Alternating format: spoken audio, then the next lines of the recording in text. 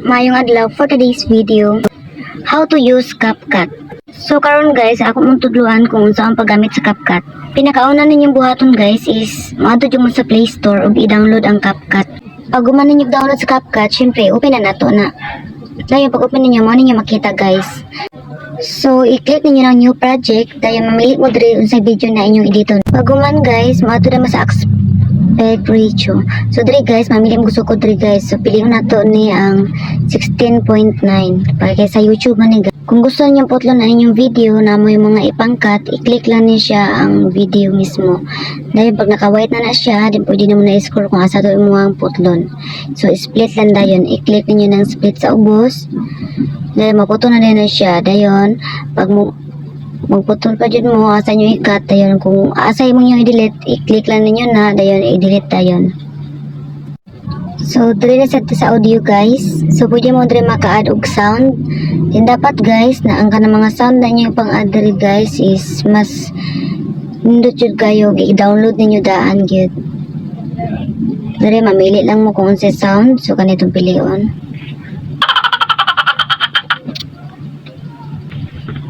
Adlaw for today's video kung isa over So mao na to guys. So diri guys pwede sa diri mag-record. So record guys mag voice over. So click lang ninyo na dira, dayon mag-time na siya dira. Then pwede na dayon magyaw-yaw dira kung sa inyo ang isulti ano na voice over, then check na lang dayon. So mayong adlaw. Diri na sa text guys. So pwede mo maka-add text. So ang CapCut lang guys, kay dili mo makakuha og kanang daghang kay font basta dili mo naka-online. Dapat kinahanglan siya maka-online para magawas tong mga font na inyong pwede mapili. Colors ra ang pwede nimo dire, din kato mga borders, pareha na og kinahanglan siya og internet. So kay offline man natong itudlo mo na maora na siya makita. Mili mo dire sa ganahan nyo na ibutang mga colors sa borders niya. Dire lang mo sa styles, depende ninyo kung asa yung piliin, kamo na bahala. Dire sad guys, so pwede na mo siya ikuan ang size niya, dakon ba nimo pagabyan ba nimo, then i-check na lang dahil nimo na siya. Dayon diri na sa overlay guys. Sa kanindot sa overlay guys is pwede ka mag-add video diya guys. So pwede rin mo siya isapaw sa video o like mo na o biraw na nimo na siya sa ubos kung asa nimo siya gusto itungod. Kaya na magdungan sila og play sa videos na imong isapaw.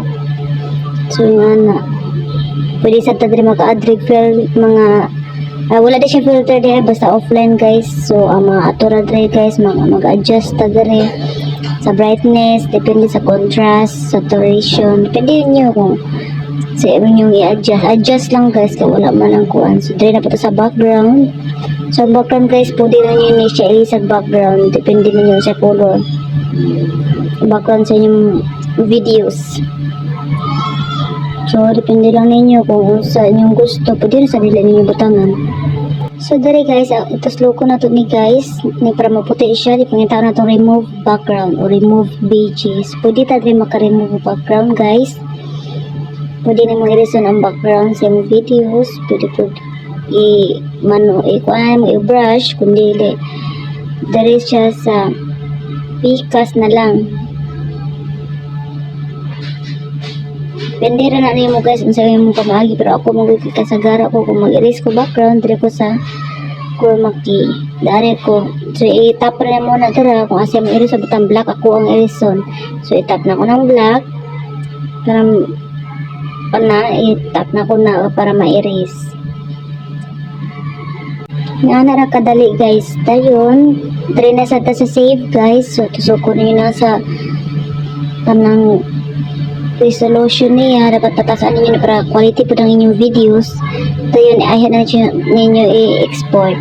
So maura na ako mag-tutorial ninyo karon guys. So subscribe sa akong channel guys para daghan pa kung masunod na po na videos, mga tutorial videos. Thank you.